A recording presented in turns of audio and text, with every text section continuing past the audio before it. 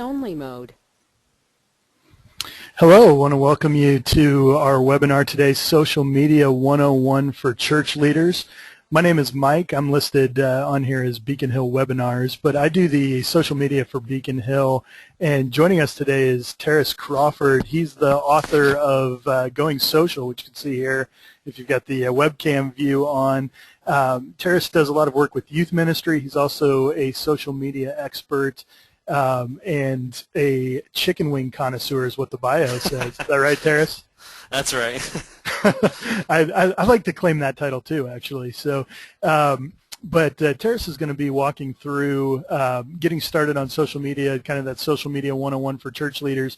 And before he gets started, I just wanted to go ahead and give you guys a few instructions on how you can be a part of this webinar as well, beyond just listening. If you've got questions, you'll see in the dashboard that came up during your webinar, on your webinar screen, a spot for questions, and we'll be monitoring that, and we'll try to get to as many of those as we possibly can.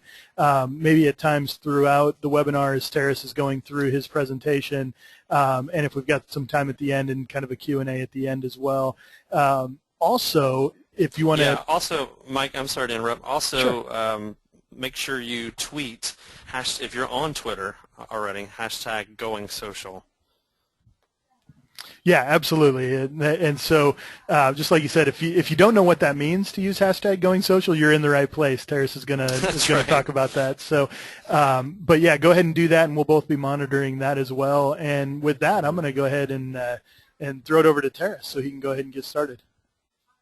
Hey guys, well, I'm delighted to be a part of this webinar today, sponsored by Beacon Hill, and they're my publishing company for Going Social. I also happen to have my book right here, shameless plug, and many of you have picked up a copy of that, and you're already diving into the world of social media. A lot of you are actually already on social media, which is great to hear, and I've been interacting with a lot of people, a lot of you actually, throughout the last few months since the book has been out, since the book has been released.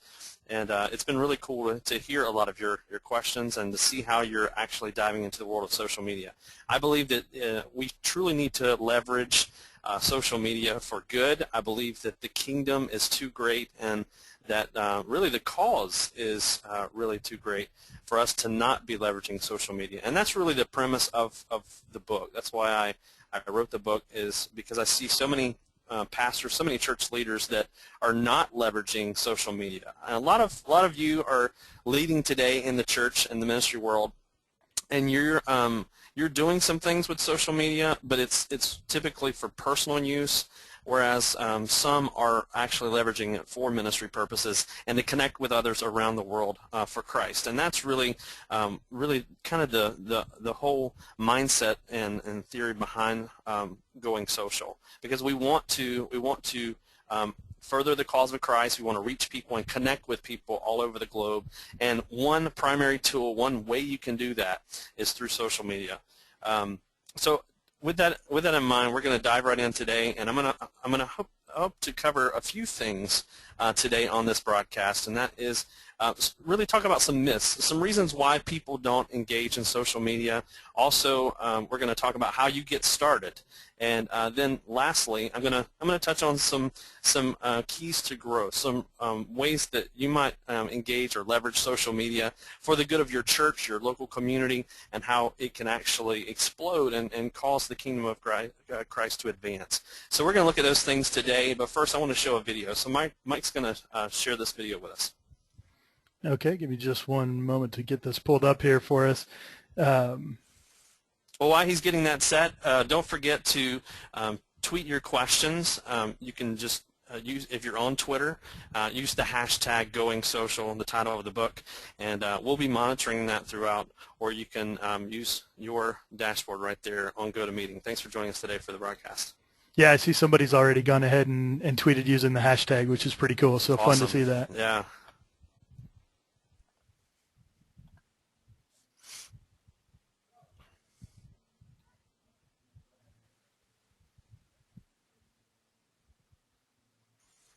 I don't hear the sound on that mic.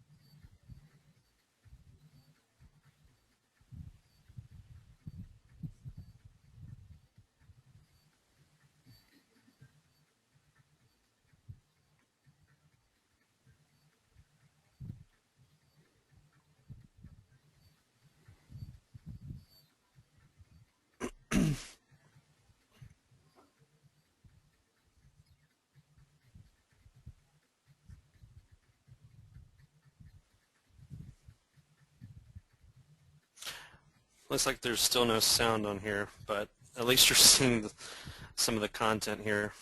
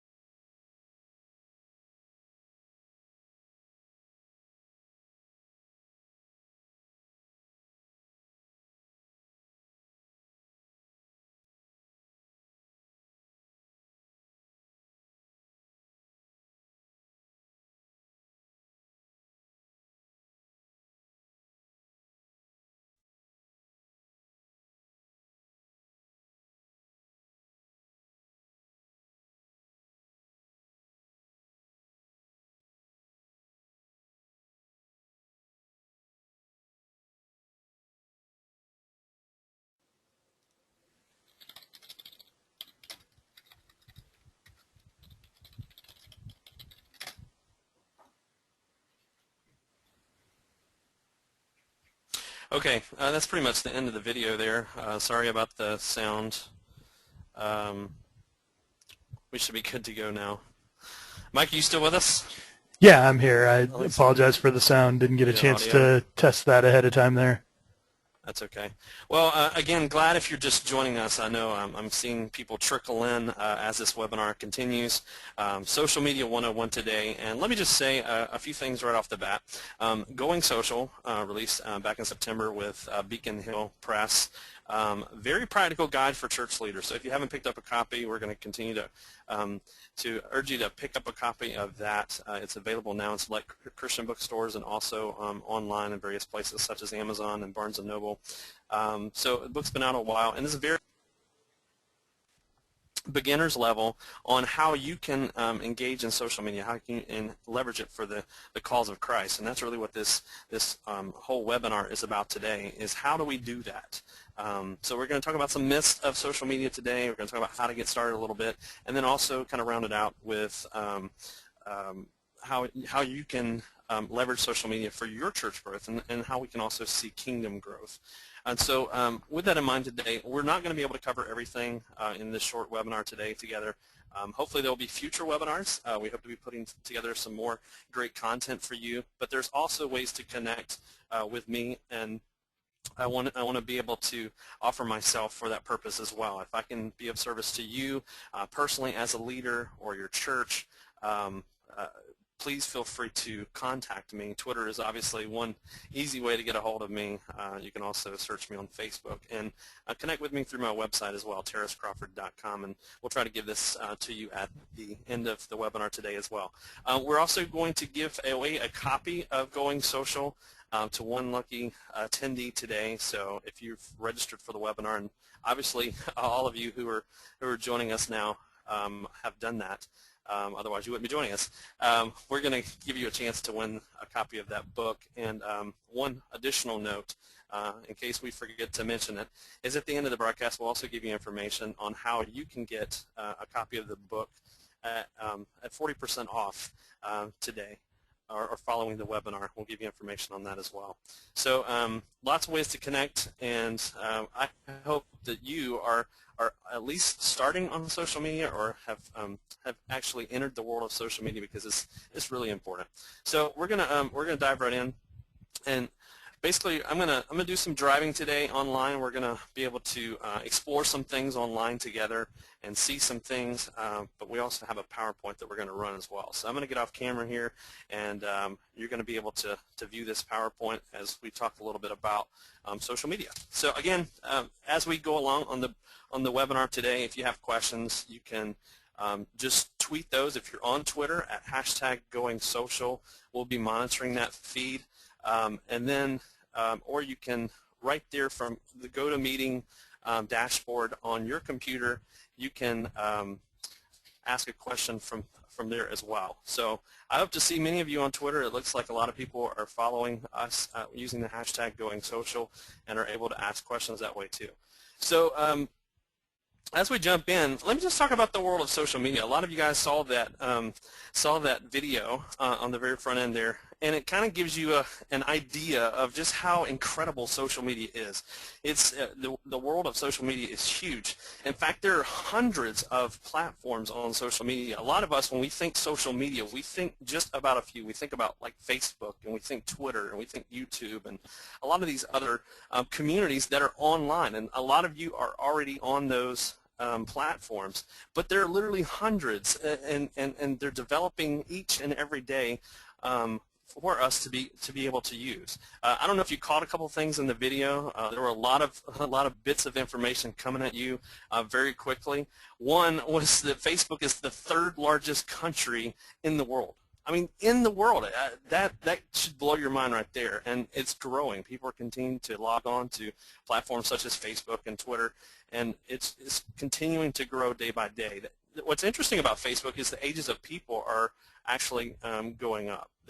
You would think that it's primarily for young people, but it's actually going up in age. So we're seeing a lot of folks, particularly from their 50s or 60s years of age, actually logging on to Facebook right now, and they're seeing the advantages of being able to use it. And I guess one really cool thing that I've heard from those age groups is they love getting on and connecting with people that they grew up with, people that they hung out with or went to school with, and it's definitely a great way to connect with people like that. But what I want to share with you today is that there is a reason to log on to these communities. There's a reason to be a part of these platforms. It's because people are already gathered there. They're already gathered, and they're already talking with each other. They're already interacting. And a lot of you that are joining us today, you have a Facebook. You might be using it for personal use, but the question is, are you using it for reasons beyond yourself? Are you using it to connect with people for Christ? Are you using it to be a part of the kingdom of God and what God's doing in the world? That's the question. YouTube, 1 in 4 Americans are watching YouTube videos online right now. It's just blowing up. It's continuing to grow. I don't know if you know this or not, but about 55% of employers actually research job candidates on social media. So if you're looking for a job right now, let me speak to you. You might go ahead and put your resume out there. You might send your resume into different corporations and try to land that job, or even churches or organizations, and you're out seeking those jobs. You better be careful of what you're posting on social media, because 9 times out of 10, they're going to actually log on to their Facebook or their Twitter, and they're gonna just type in your name, or they might even do a Google search. They'll type your name into Google. I don't know if you've ever done that before. That's pretty interesting, is to go ahead and type your name into Google and see what comes up. And they'll actually check out your content. So if you're already on there and you're looking for a job, be aware of that. Twitter, of course, is growing. That's become a huge platform for folks. Flickr, which is a picture sharing site, it's a content community. Over 4,000 images are uploaded per minute. So lots of things in the world of social media, and those are just a few fast facts on the world of social media. A lot of you guys might be saying, well, who are you? Who is Terrace Crawford? Maybe I should have started with that. But I've been in the church world for many years now. I've been working with youth primarily. So I know a lot of youth workers are joining us today. I just want to say thank you for your leadership. And if you're not a youth leader, then I'm sorry. No, I just want to say thank you for your leadership as well, because I realize that there's a lot of senior pastors just joining us today, and we can't do what we do without you. and a lot of small group leaders and a lot of lay leaders and children's ministers. A lot of folks joining us today, or maybe you just saw the link and you got curious and you're not a church leader. Well, you should be. You should be leading today in the church. You should be joining us and helping advance the cause of Christ. It's an awesome place to work. So as we talk about the world of social media, I'm going to talk about some very popular things because we of course are going to talk about how to get started, but I want to do that in just a second. One of the first things that I want to talk about is why people aren't using social media. Why are they not leveraging it? And again, while we're on this webinar, if you have questions, we're going to take some time to answer questions from you. If you're on Twitter, you can tweet hashtag #GoingSocial, and we're monitoring that feed as we go. And I'll explain what a hashtag is in a little bit too, if you're unfamiliar with what we're talking about here. You can also ask your questions straight from your dashboard on your computer through GoToMeeting. So what I've encountered, and I actually talk about this a little bit in the book, is why people aren't using social media. There's 5 reasons that I list, actually. One is that people are unfamiliar with it. And I think we could all probably relate to it, even if you're on this webinar today and you're in your 20s, or even teens. I know some teens that might be logging on today. There are a number of reasons why people don't use it. And one is that people are just unfamiliar with it. We all are a little resistant to change, and we all are a little resistant sometimes to try new things. I know I am. And you know, that's a big reason why people don't use or leverage social media. They don't try out a new platform. Many of you that are joining us today, you might just be on, let's say, Facebook, or you might just be on Twitter, but you're not on any other social media platform. You're not using any other platforms to connect with people because you're unfamiliar with it. A lot of times that's why you won't log on. That's why you won't create an account. And there may be other reasons as well, but what I find is that a lot of people, they're just unfamiliar with it, so they don't try it. It's just another thing to learn. You know, how many of us, especially those of us who are a little bit older, maybe out of our 20s and beyond, you know, when you get a new phone or some new device or some new piece of equipment, you know, you really kind of cringe at that because you really don't want to learn anything new. It's more difficult for you. And I like hands-on learning, so I want somebody to show me how to do something. And so a lot of you might have come to this webinar today because of that reason. You want some hands-on practice, some hands-on learning and training, and that's what we're definitely here to offer. Another reason why people don't use it is that they're afraid they'll lose control. I understand this as well. Being a church leader, a lot of you could probably relate to this. It's typically it's kind of the fishbowl life. It's all eyes on you, and you're constantly under a microscope, and so you don't really want one more thing out there. You know, that you have to deal with. If you put something online, and a lot of you who may already be on Facebook or Twitter, and I'm going to use these a lot because they're most familiar to us, you're really kind of nervous of what might happen if something is said, or something comes back to you, or somebody asks something awkward, or there's something awkward said, and then you have to deal with one more situation. We have a lot of people that we deal with and we interact with daily. No matter how big or small your church or organization is, we all are dealing with people, and that's just one more thing that we have to do. Which kind of leads me into my next point, is a lot of people will not use social media because they're too busy already. And I will admit, once you start using one platform, that is something that you have to generate content for. If you really want to be consistent, you want to grow that platform. But then if you start adding on other platforms, you start logging on and using those platforms as well, then you have to manage content for that as well. And for many of us, it's hard just to keep the plate spinning that we have already going for us in the church or organization or wherever you work today. And so we're just too busy. Another reason why people don't use it is they're just scared of what people might say. And this kind of leads back to point number 2.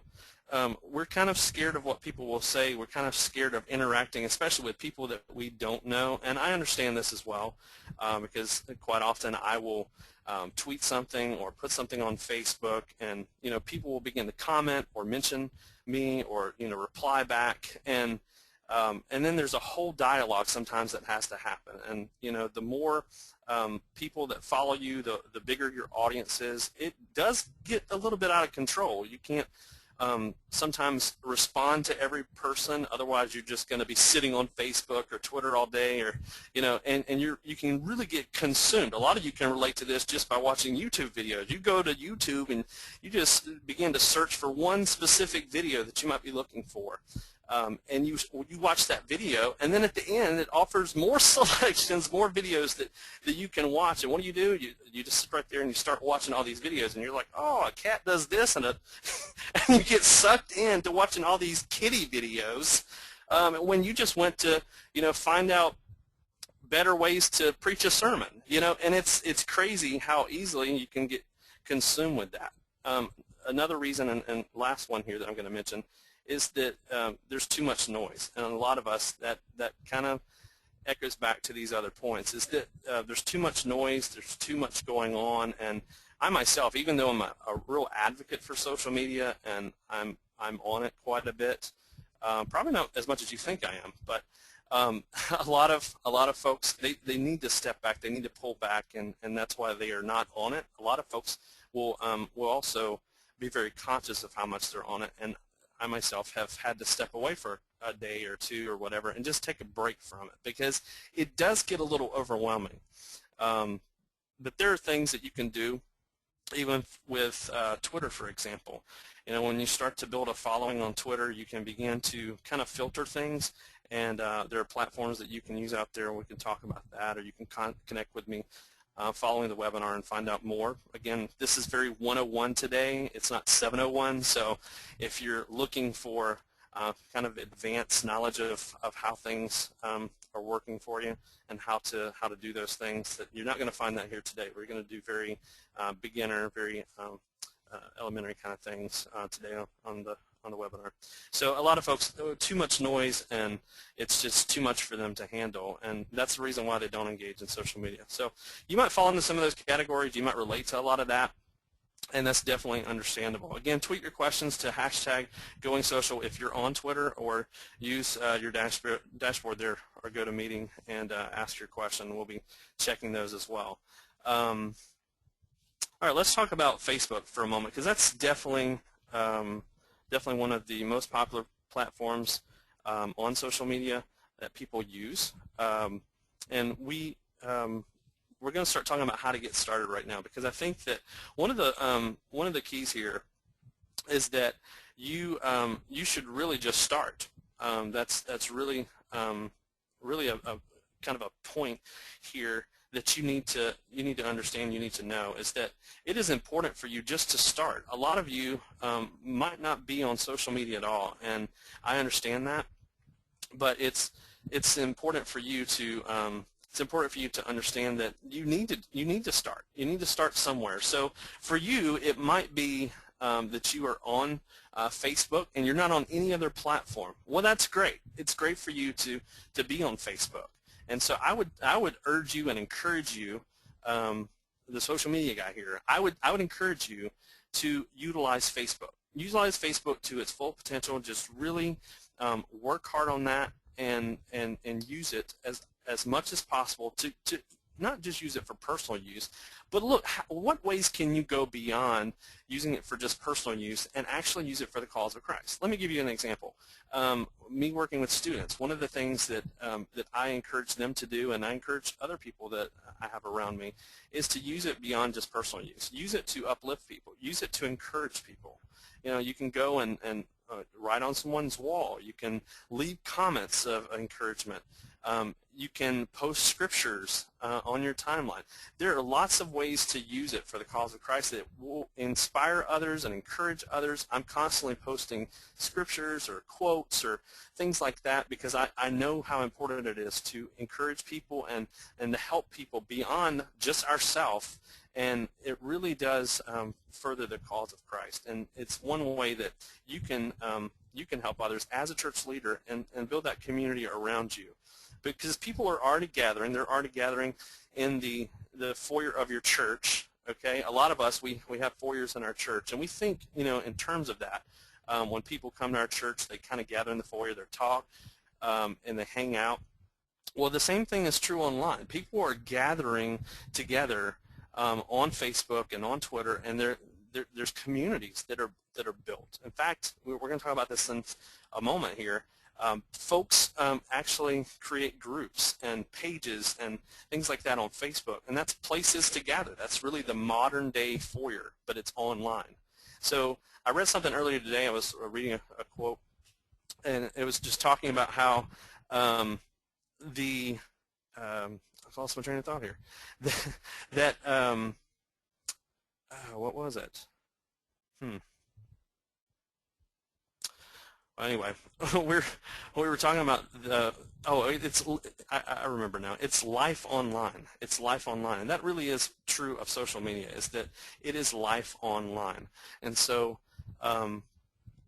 what we need to do is we need to just start. So I encourage you to start somewhere. Start with something. So if you're on Facebook, if you're on Twitter, then by all means use that to its fullest potential. Just start there, okay? So with that said, let's do a little bit of driving online with Facebook, and I'm just going to show you a couple of practical things in how to get started. I'm not going to show you necessarily like how to set up an account with Facebook or anything like that.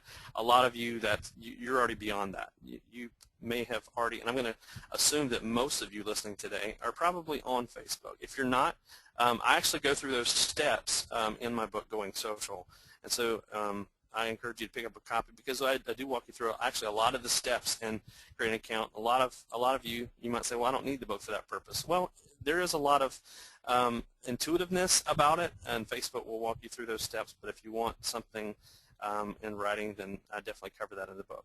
All right, so I'm going to, Mike is standing by. He's going to let me drive here. And I'm going to go to my Facebook. Let me just say that this is my personal Facebook, all right?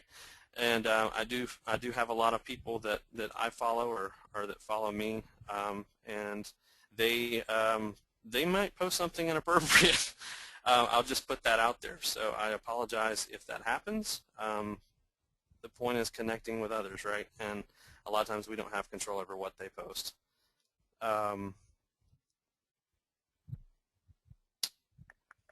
Okay, so I'm going to go right in here to my news feed, and as you can see, I'm assuming that all of you can see this. This is my news feed right here, and it's going to show you some folks in my news feed, and then over here on the side you can see some areas such as pages.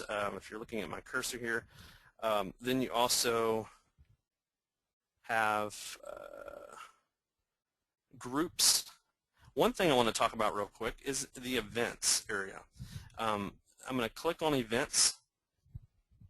So assuming all of you have a Facebook, you can click on events, and you may or may not have events that show up. If you have a lot of friends or anyone that follows you, you will most likely get invited to events. Some people just blast others by inviting everybody to their event. It actually kind of funny is a while back, I forget exactly what time it happened. I think it was in 2011 actually. There was a German girl who wanted to invite people to her birthday party, and so she set up an event, which we're going to talk about in just a moment, and she invited literally everybody on her Facebook, and then didn't change privacy settings so other people could invite people. And what ended up happening is over 1,500 guests showed up to her backyard birthday party. So it's pretty crazy. It got out of hand. There ended up, I think, totaling over 100 police officers that showed up and trying to control the crowd. People were, I think even 11 people were detained. I'm reading the news story right now as I'm doing this webinar. It says 11 people were detained and one police officer was injured. So it got out of hand, but that's just to show you the power of social media. By using the event invite, which I'm going to show you, you can invite people to your event. So let's say for your church, you wanted to create an event, and I'm going to show you right now how to do that. I click Create Event, and then as you see, the example there is birthday party, which she set up. You can begin to set up an event here, and let's just say, because some of you saw that I was invited to Dan's potluck and barbecue. You can set up a church potluck, and then I think I just said potluck. That's funny.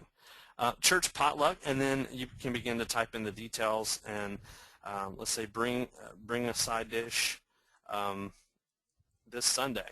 Let's say your church procrastinates and you announce things at the very last second. I can tell you I've never done that before. But bring a side dish this Sunday as details, and then you begin to tag in there your church. You can type in the address. You can type when it is, what time. Once you put in that start time, you will also be asked if you want to include an end time. And then there's where the key is on the privacy settings. So you can actually just make it invite only, so it's not public on Facebook, and that you are the only one who gets to kind of serve as an admin and invite people to that event. Or you can allow people to invite friends, or just make it public, which is what she did, and she ended up getting 1,500 guests. So this is the reason I mentioned the event invite is, when you're getting started in, and when I say getting started, I'm saying a little bit beyond just personal use. I'm talking about getting started in leveraging it for reasons beyond just yourself. So as we talk about getting started here, I want you to think in those terms and in that way, that this is actually for use of your church. So the reason I talk about the event invite tool in Facebook is because that's one thing that I think people are not using enough, and it's really cool to be able to use something like this, because it not only promotes events in your church and things that are going on, but it allows people to invite others, and you're able to really just share a little bit of information in a short amount of time, and you can post and send reminders through this tool and all kinds of things. So I'm not actually going to create this event, but I just wanted to walk you through this very preliminary step in creating that event, because that's something that people should try to use. So check that out, and you'll find it very useful as you begin to engage in social media. All right, next thing that I want to talk about is pages and groups. This is actually a very cool thing about Facebook as well, and a way that you can leverage it for your church or organization. As a leader, one thing that I would encourage you to do is create a group. So I'm going to click on groups here, and that's going to bring up all the groups that I'm a part of. I don't even know how many I'm a part of, but I'm a part of a lot of them. You can click create group right there, and you will find this very useful in your church if you don't already use this at this time. Creating a new group, you can bring people together is really the advantage of creating a group, because let's say you wanted to create a group specifically for all your worship leaders at your church. Then what you can do is create a group for that. A lot of folks are kind of not email friendly. They don't really care about email anymore. I don't know if that's true of you or your organization, but a lot of folks, they really only want to to use Facebook? Well, creating a group is really kind of a new way to use email in a sense, because it gathers people together online through Facebook. And actually, when you create a group, what's cool is that as you utilize this group tool and you create this, when you post anything to this group, it will actually send an email to the folks in the group. So you kind of get both, which is really kind of cool. So if we were to create a group, and let's just say, I'm going to humor the worship leaders, and let's say that there are worship leaders joining us today. Let's say you wanted to create a group for your worship leaders. Then you would begin to add people into the group. And you can start with just a few. You can begin to pull up friends right here. And let's say I'm searching for Sally. Well, Sally's name would probably come up, but if I had a friend named Sally. I guess I don't have any friends named Sally. But let's say Nick. I wanted Nick to be a part of the group because he's a worship leader. Then I can grab him right there and begin to enter his name. And once you have the group set up, you can begin to add people into the group, and you'll find that pretty easily. It's pretty intuitive.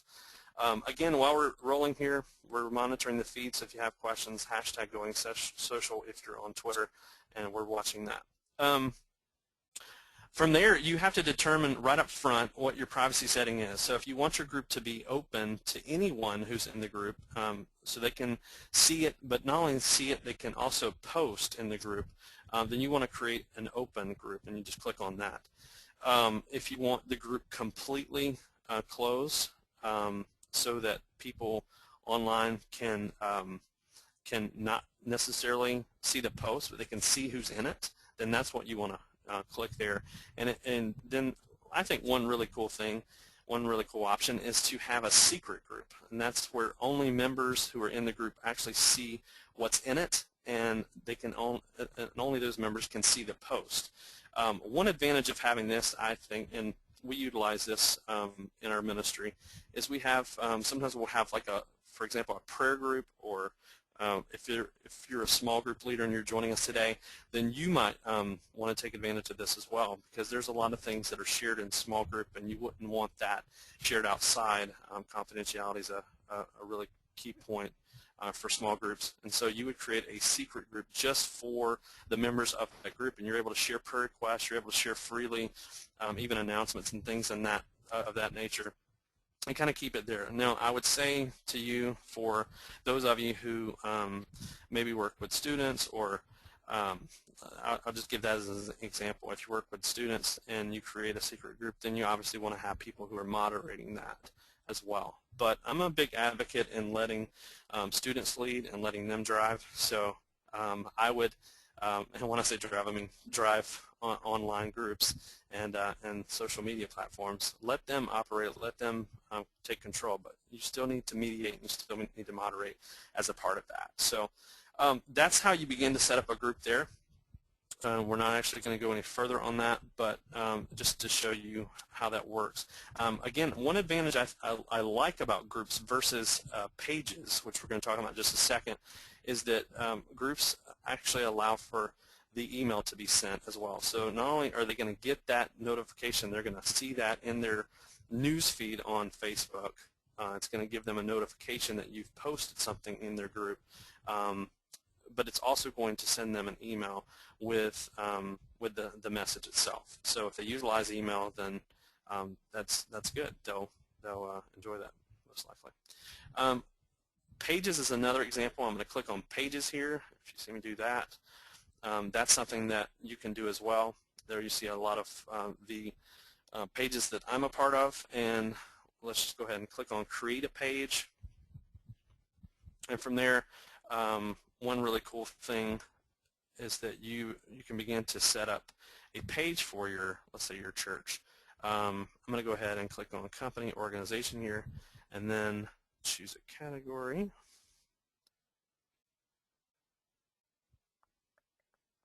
Here we go, Church Religious Organization. Click on that, and then let's say your church name is First Baptist, which I'm sure is not taken. You click on Agree, and then you get started.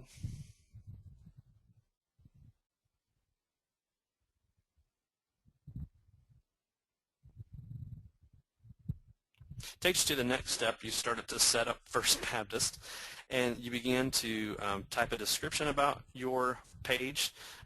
It will help improve the ranking of your page in search. As people are logging onto Facebook and they go into the search bar here, they will type in First Baptist, and then your page will most likely come up, depending on what your ranking is.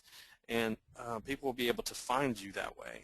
From there, you set up a profile picture, and then you can also have a customized web address so that people can find you. For example, facebook.com/First Baptist.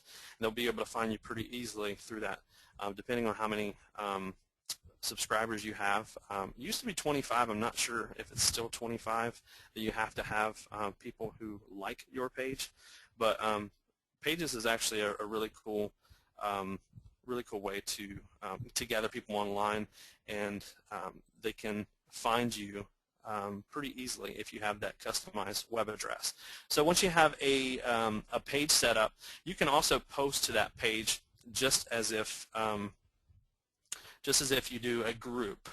Pages, one advantage I think that Pages has over groups is the analytics portion, and that is it gives you it monitors the activity a little better, and so a lot of people do prefer Pages over groups. I just like groups a little better over Pages because it's a little more personal, and it also sends you those messages and notifications. You get that a little bit better than if you don't use groups. Okay. So I'm gonna move on here. That's a couple of things that you can use initially with your Facebook. But again, I encourage you to check out that on Facebook. Those are just a few tools that you can use as you dive into Facebook and begin to use it for ministry purposes and for reasons beyond yourself. Again, I encourage you to think through how you might help people, how you might serve people. And creating these groups or these pages is really very key. Just for example, in our church, we developed a serve ministry, and that's where we wanted to encourage people to begin serving more actively. And so we enlisted a serve coordinator, and out of that, we encouraged her to launch a group and a Facebook page to gather people that are all about serving. So, there's a lot of different examples I could give today, but just think through how you might practically use groups or pages in your ministry for those purposes. And if you're just using it for personal use, you probably haven't thought much about using these different tools. And also the event invite. Those are a few ways to really get started, and to and it will also I guarantee it will also help the growth in your church, because people will begin to use that pretty heavily, and they'll begin to find you online. There's a lot of folks who have found our church just by being a part of our Facebook page or our Facebook group, and it's been really cool to see that growth.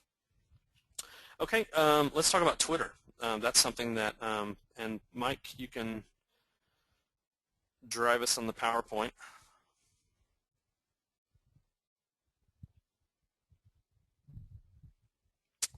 Okay, we're back to Twitter, and Twitter's actually, I will say this, Twitter's actually probably my favorite platform. I use Twitter quite a bit, and a lot of you might have even been made aware of this webinar today through Twitter. I have a live shot of my Twitter page, which I think is the next slide. Yep, there's a live shot of my Twitter page. So feel free to follow me if you're on Twitter, and if you're not, I hope that after this webinar you'll actually create a Twitter account and begin to use it.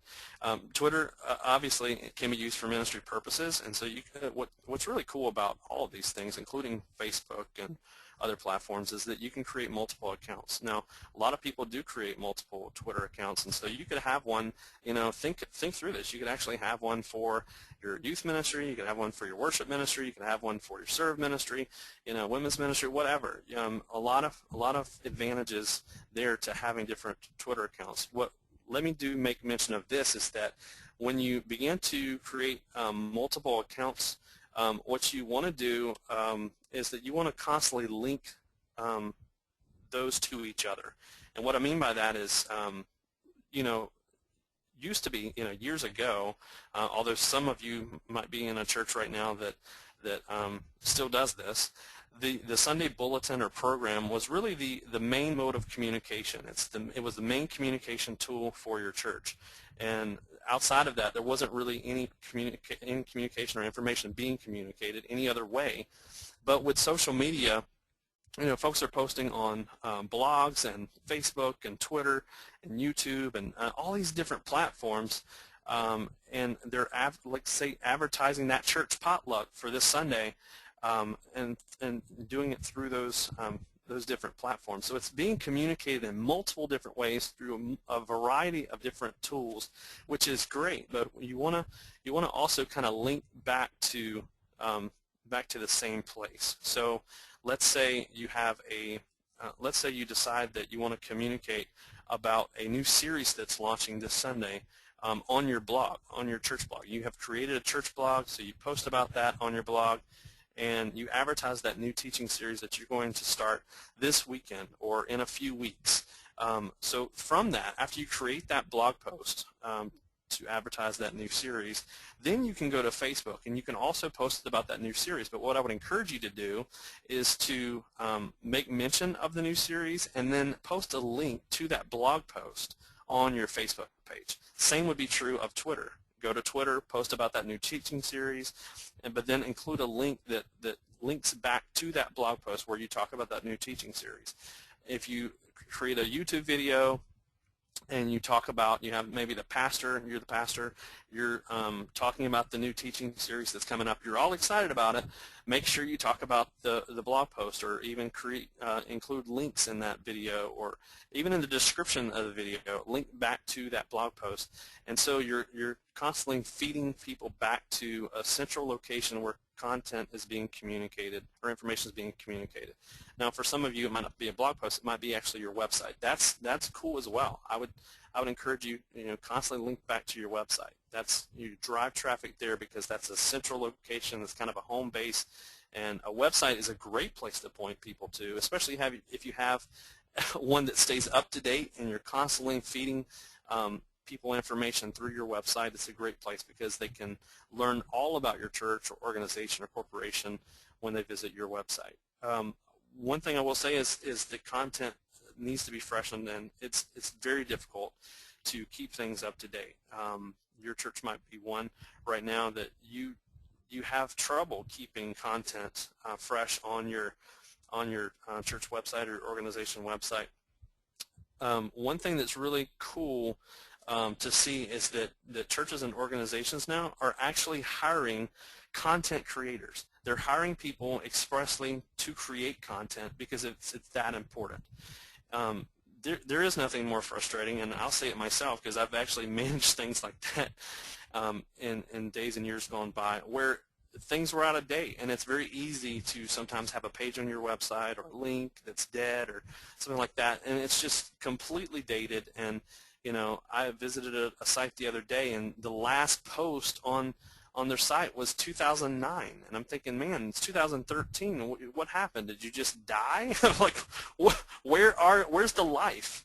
And so that's important to keep in mind as you are managing your content online, whether it be a church website or a blog or Twitter or Facebook or whatever, is really just try to keep things fresh. And so for you, if you have multiple platforms and you can't keep up with it, you can't manage it well, then I would say limit the number of platforms that you use. If you can keep the content fresh on a website or a blog or your Facebook, limit it to that. But adding that additional platform, let's say you don't use Twitter and you say, well, after today's webinar, I'm going to use Twitter. Well, if you can't keep the content fresh on that Twitter account, then I would encourage you to not use Twitter. There are some exceptions there. There are some things that you can think through, such as enabling or empowering, equipping somebody else to manage that content. Or there's even apps and things that you can use that will actually help post that content for you. even when you're not doing it. You've maybe set it up or scheduled it, and this is really more advanced than 101. But there are things like that out there that you can begin to schedule your, let's say you're on Twitter and you think, well, gosh, I'm not going to be able to manage or freshen my content on my Twitter throughout the day. Well, there's an app for that. So you can actually use an app like Hootsuite or Seismic, and you can actually use those platforms, those apps, I should say, and schedule your tweets for the entire day, and those will go out for you. So there are things like that you can do as your church or organization, and you're able to keep the content fresh. And so I would encourage you to think through that. A lot of you might say, well, we have a Twitter for our church or organization, but we don't find a lot of people use it. They don't know how.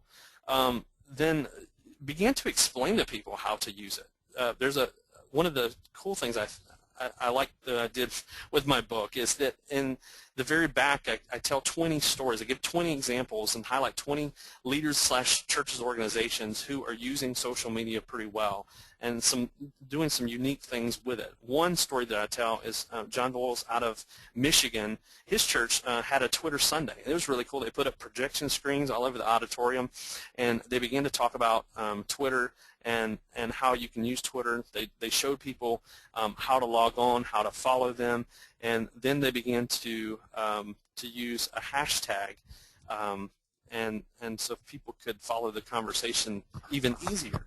And so I would even think through that. Maybe you should have a Twitter Sunday at your church or organization, or a Twitter day or whatever. Set up meetings or whatever you need to do, and begin to get people connected.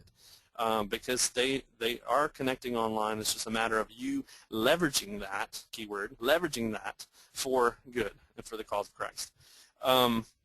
Let me show you real quick online the hashtag. That's something that people really find pretty interesting, and it's something that you can do pretty easily with your church or organization to get people connected. So Mike, if you will, let me drive here for a second.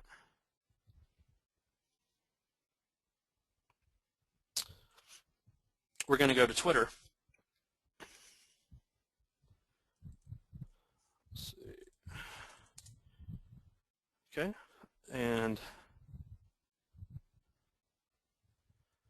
actually what you can do here is type in search.twitter.com. This is what you can see what's happening right now, and I'm going to just type in hashtag church and see what comes up. So as you can see right there, this is people tweeting about church or the word church, and I just typed in hashtag or the # and then church, and this actually enables people to follow the church feed pretty easily. Now, I know I gave the example earlier on Facebook of First Baptist. Just for fun, I'm going to type in Second Baptist using the hashtag, and we see Second Baptist comes up.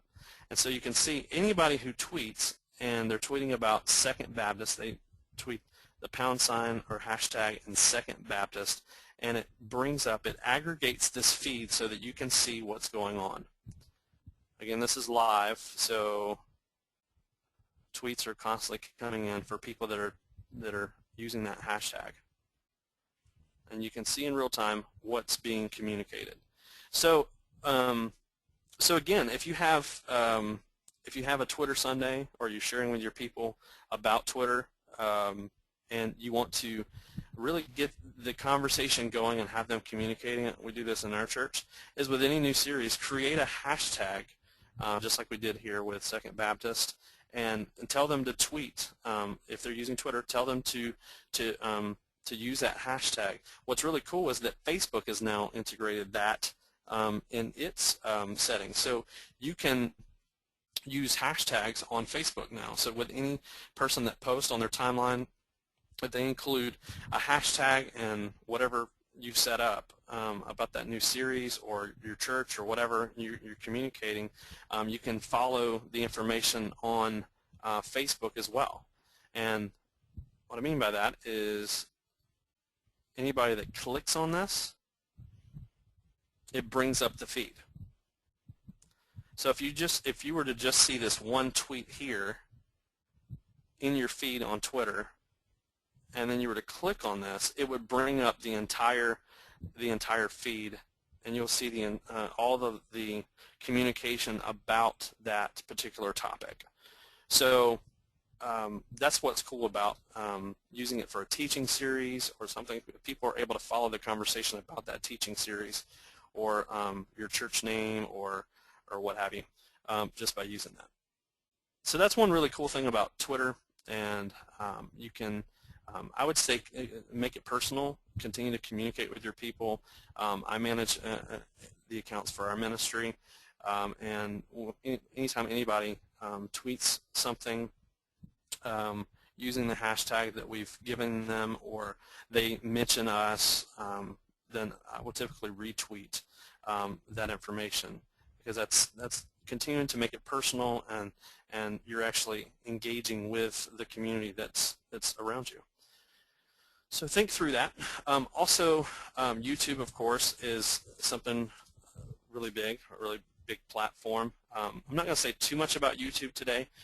Sean Cannell, actually out of Las Vegas, actually wrote the chapter in Going Social on YouTube, and he knows a lot about YouTube. So I encourage you to pick up the book Going Social, read the chapter on that, and you'll find out a lot about YouTube. A lot of folks don't really understand the value in having a YouTube channel, or being or having a presence on YouTube. And I would say a lot of times we as leaders might be a little resistant to upload anything on YouTube just because of the quality. And quality, I think, is really important. There's something to be said for that, is having quality videos. And you might look at a church, for example, like Saddleback or Lakewood or Elevation or things like that, churches like that, who do video pretty well, and you really are a little resistant to upload anything just because of the quality. But again, it's a communication tool, and so I would encourage you to utilize YouTube for that purpose. Get information out there, tell a story. One great place to start, as we talk about getting started, and using YouTube is, for example, like sharing a baptism. So if you have a baptism ceremony in your church, and you have people gathered and you're baptizing folks, new believers, because that's what you do with new believers, right? Then have somebody there. You can point and shoot with your phone even, and capture that video of people being baptized, and then upload that to your YouTube channel. And it's just raw footage. You virtually don't have to do much editing at all, if at all.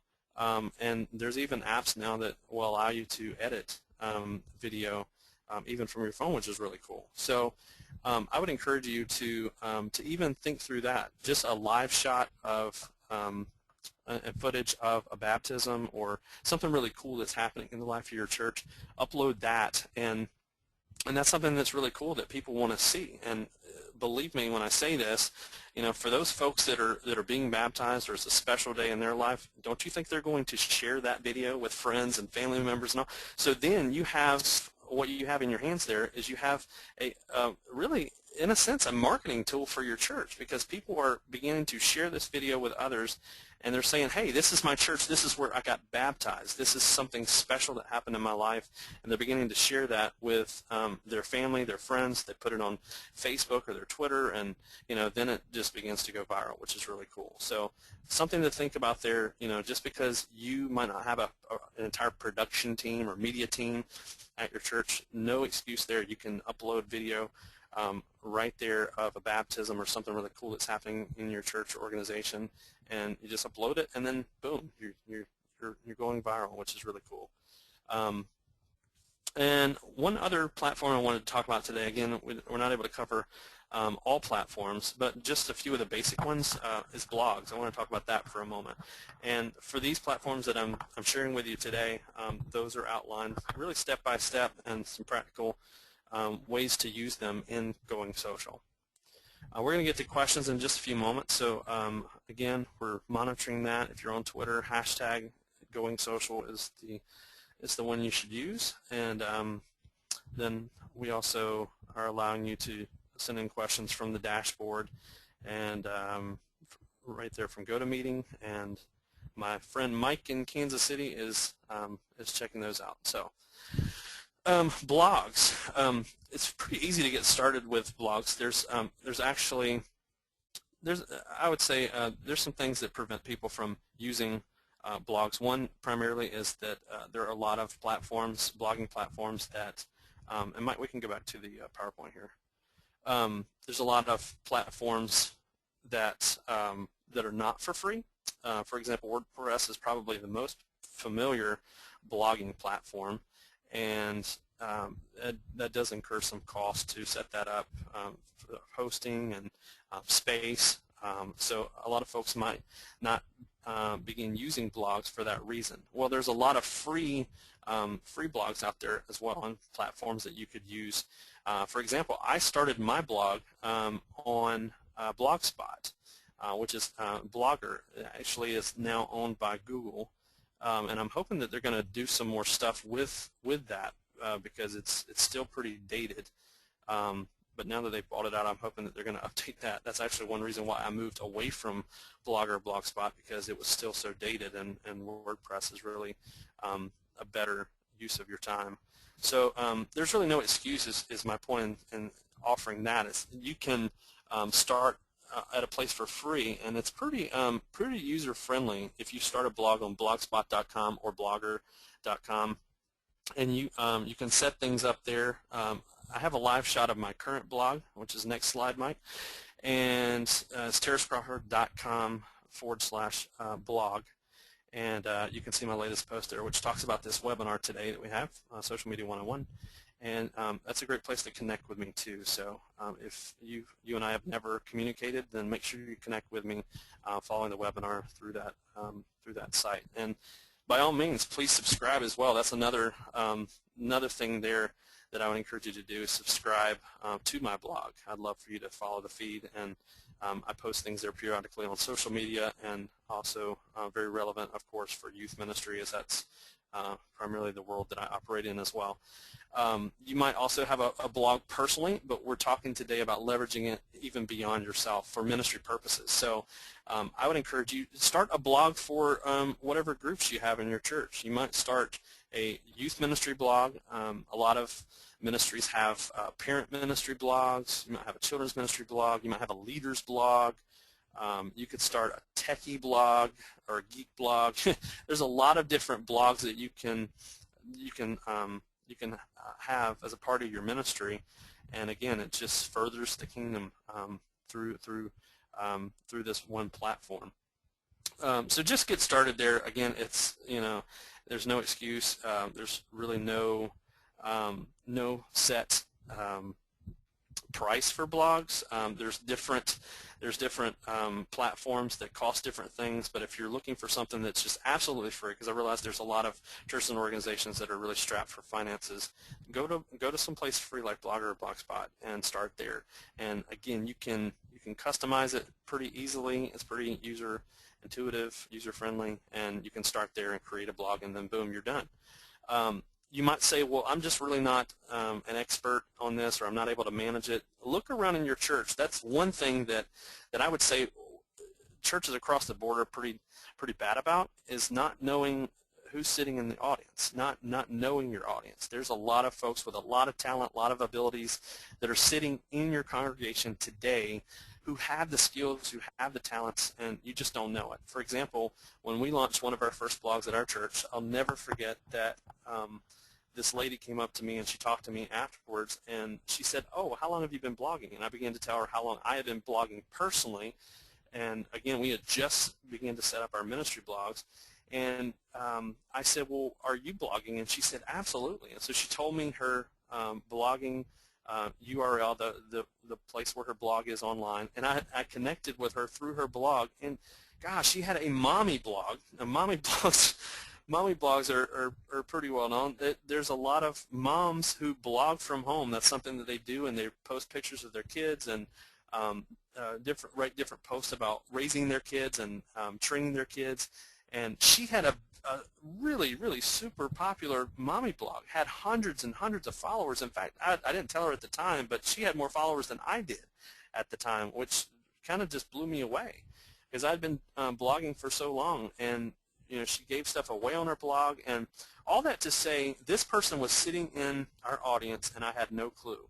And I would have had no clue about it had she not come up and approached me and told me that. So there are people that can manage your blogs for you as a church organization. You just haven't began to check around or even put out the call for bloggers. So do that. See who might be sitting in your audience who could actually manage that content for you if you're a little resistant to begin a blog. So that's really what I wanted to communicate today with our time on how to get started. Is really just start. Just start on social media, connect with others through these different platforms. Again, there's hundreds of social media platforms, more so than what I have communicated today. And there's definitely a lot more to be said about each and every platform, and obviously there's lots of questions that can be asked about these. So if you have something that you want to communicate, a question that you want to ask that's not covered today, or you need some help, I do social media as a business on the side, and I'll be glad to be of service to your church, and we'll see what you need, and I'll try to help you to the best of my ability.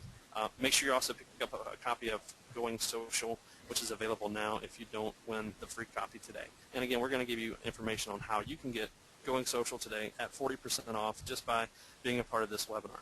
All right, one of the last things I wanted to cover before we take questions is about growing your church. And obviously a lot of what we communicated today is definitely going to enable you to grow your church and actually to see explosion in the church growth by just following some of the same principles and steps and things that we've communicated today. One of the ways is just by starting with something. I've talked about that a lot today, is just getting started. Getting started on social media and just rocking it out. Just using the platforms that you're already on or using, and using that beyond just yourself. Using it for the cause of Christ, using it for your church, using it to connect with others in the community. Number two, I would say that you need to be consistent. If you're going to grow your church, you have to be consistent with things, particularly social media platforms. So constantly, creating that content and putting that out there and doing it on a consistent basis. Actually, one of the keys to creating a blog following, if you're listening today and you say, well, my blog only has 30 subscribers to my feed. Well, one reason why that might be the case is because you don't create content more frequently.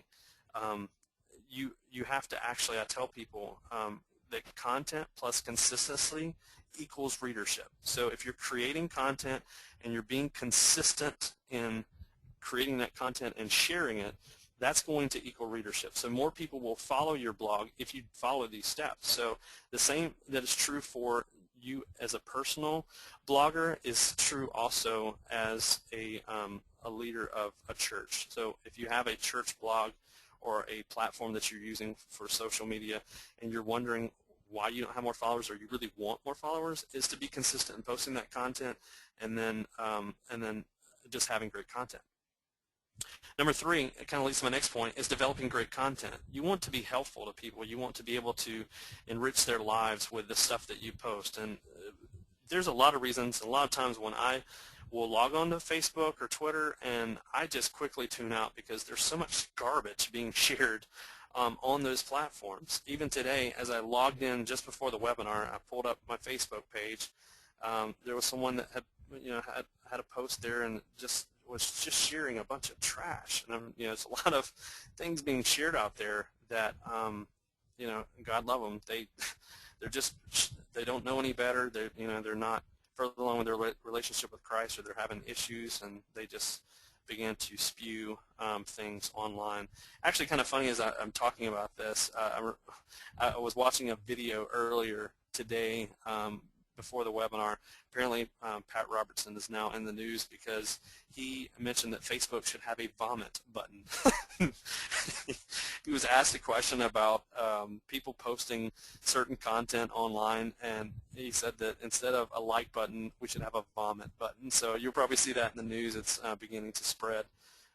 He gets himself in trouble a lot. So start with something, be consistent, develop great content, content that is helpful. You want to do this as a leader, as a church, as a ministry, as an organization. Develop great content for your people. And so there are practical things that you can be giving your people and sharing with people all the time that's going to further their lives and really help them. So for example, if you have a children's ministry blog for your church and you really are wondering what kind of content you can share, because maybe your custom is to only share about events or happenings within your church, you can think beyond that. Think of maybe find a post or write a post that shares about 6 ways to train up your child in the way of the Lord or something like that. Share that post with your audience by blogging, and then share that on other social media platforms, or maybe you want to talk about money a little bit. 6 practical ways to give to your church. You can share that on your blog. Just develop great content that's going to be helpful for people, and people will find you. Once you start sharing that content, you start being consistent with it, and it's helpful stuff, I'm telling you, it will spread. People will begin to share that content, and it'll be great. And lastly, connect is one key to, I think, church growth, is to be personal. People don't want to just follow a feed, follow your Facebook or follow your Twitter if you're just not interacting with them at all. I still do share links to things and share a bunch of information. I was kind of a fire hose of information, but now I try to really engage my audience. So if somebody tweets me or sends me a direct message or something, I try to reply to those, try to get back to them, because they want to interact with someone personally. Same is true for your church or ministry. People want to interact with you from a personal level. So don't let it be said of your church, if you have a Facebook group or page and they ask you a question about your church on there, make sure that someone is responding to those. So if you get back to them pretty quickly with a response, then they're going to be kind of wowed by that, and they're going to see that, because I think what we've kind of lost as a church across the board is the idea that we're actually a customer service industry. There's a big component of what we do as a church and organization that is customer service. We're actually providing a service for people, and we forget that. So it's critical that we understand that if we have a Facebook page or group, we need to respond to people and be personable through those pages and groups. And again, same is true of Twitter and blogs, and people are leaving comments or mentioning you or replying.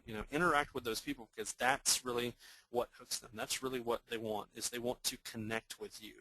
And I think we can all relate to that, just as if you were to call a business and get the automated system. Nobody hates that worse than I do. I'd rather get a live person on the phone that's going to talk to me about my issue or my problem and connect with me. I'm wowed by that. And that's the same could be said of your church. So you're looking for ways to grow your church, and you think social media might help, it definitely can. Follow those steps, and I'm telling you, you will see people connecting with your church, and people are will find your church on the internet. They will find you just by that. In fact, even as I say that, I'm thinking of a young man who began coming to our church because he followed me on Twitter. Somehow, I think through a friend of a friend, he saw my name on Twitter one day. He followed me. I followed him back, and we really didn't have much interaction. But one day he showed up at our church, and he began attending. He's very involved, very plugged in right now in our church community. And in fact, just a couple weeks ago, he pulled me to the side and he said, "Hey, I don't know if you really know my story or know much about me or my family." He said, "But we actually started to come to your church because of you, because we followed you on Twitter, and when we began our search for a new church." He said, I looked to my wife and I said, "Hey, why don't we go check out Terrace Crawford's church, and that's exactly what they did. So really cool. People will find you just because you have a presence on social media. But make sure you follow the steps and practices that we've talked about today, and more obviously is outlined in the book. Well, that's all the time we have for content today. I'm going to take a few questions with our time left, and then Mike's going to share with you how you can get Going Social at 40% off today. So let's take a look at some questions here.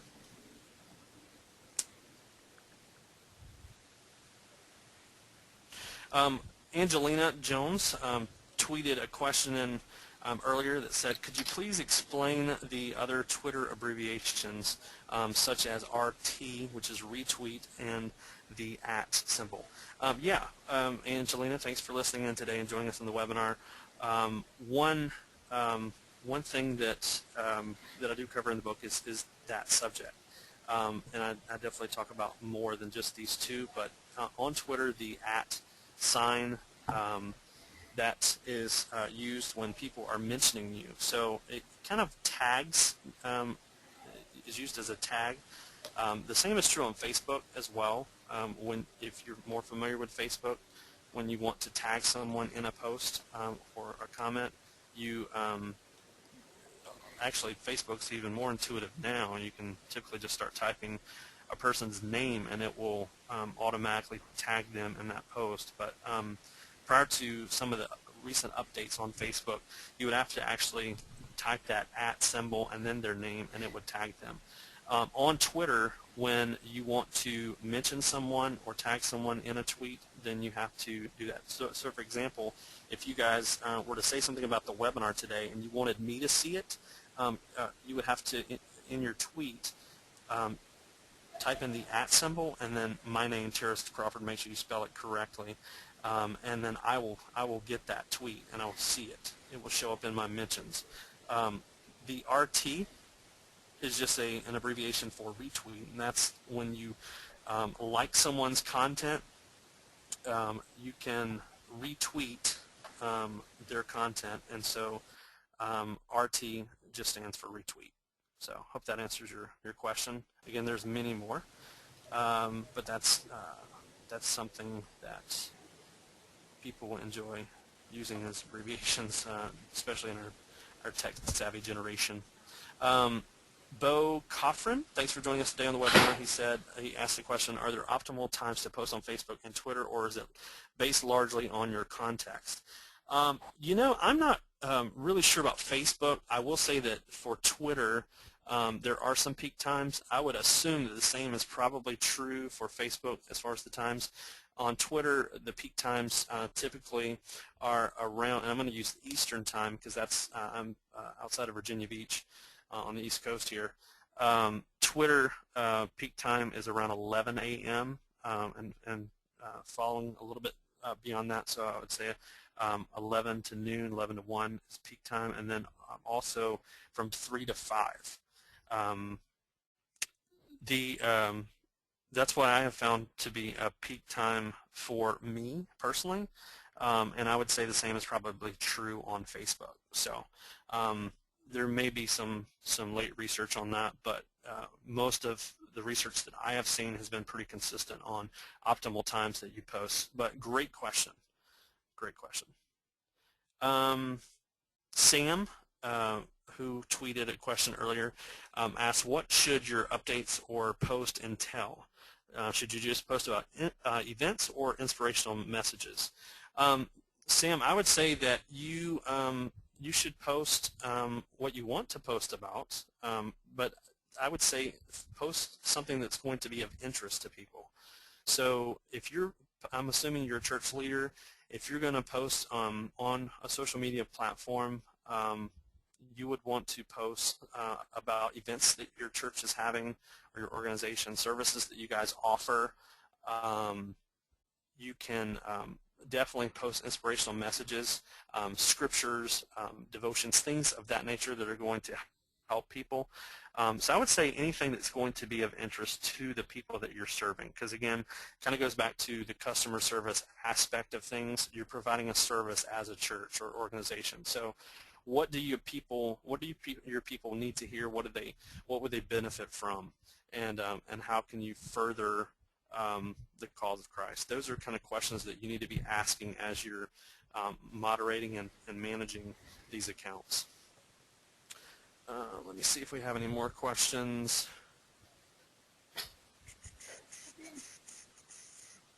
Terrace, one of the questions we had that came in through our question box here, which I know you haven't been able to see, is just kind of you've touched on this a little bit, but I'd love to hear you expand on it just for a minute or two.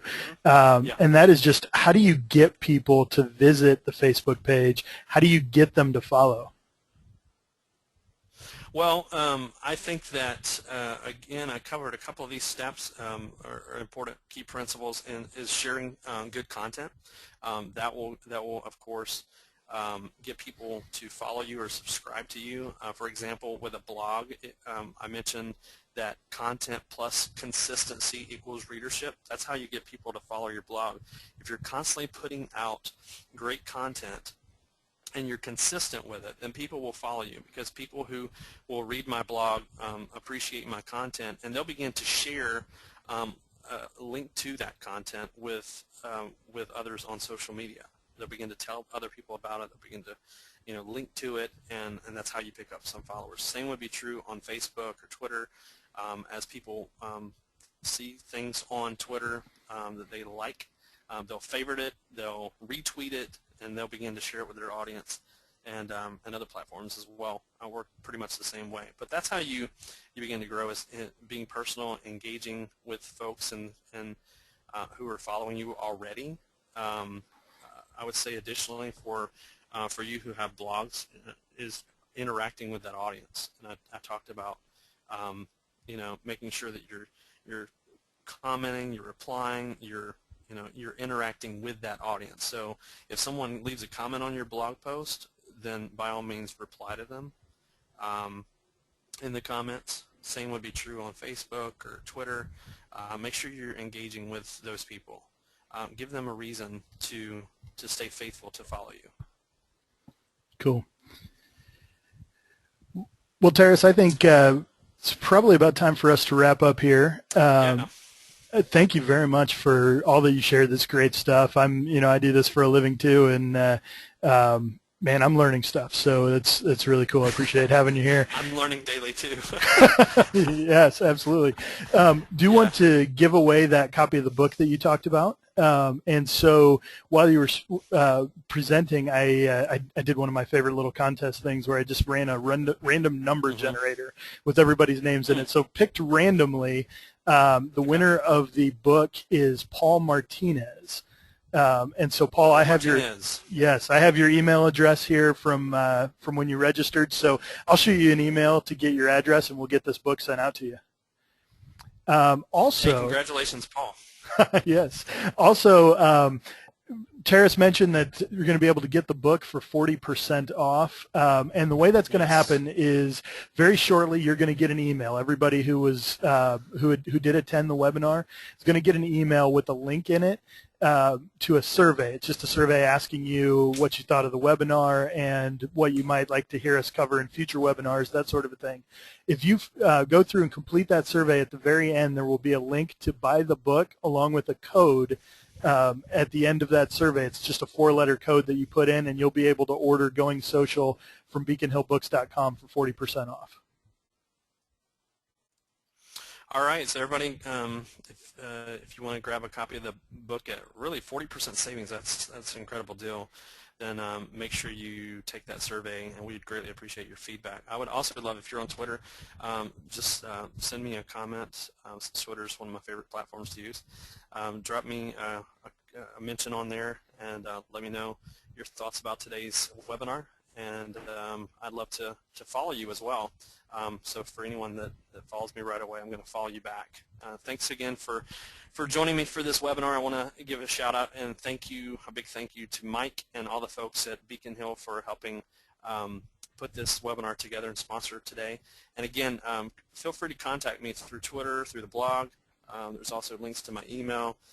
If I could be of service to you, answer any questions you have, or even be of service to your church in any way, then please contact me, and we'll do that. All right. And again, follow us at Beacon Hill also for more webinars. You can follow us at Beacon Hill Press on Twitter, facebook.com/Beacon Hill Press. And one of the things that we'll be doing, one of our posts that will come up either later today or tomorrow, is this webinar will be on YouTube. So if you missed part of it, we'll have that up. And so you can follow us. We'll let you know once that's posted. Or if you think, man, I really wish so-and-so in the church could have seen that, then you'll be able to send them that link, and they'll be able to watch this webinar as well. All right, thanks, Mike, and thank you again all for joining us today on the webinar. And hope to chat with you in the near future. God bless, and remember to go social. Thanks.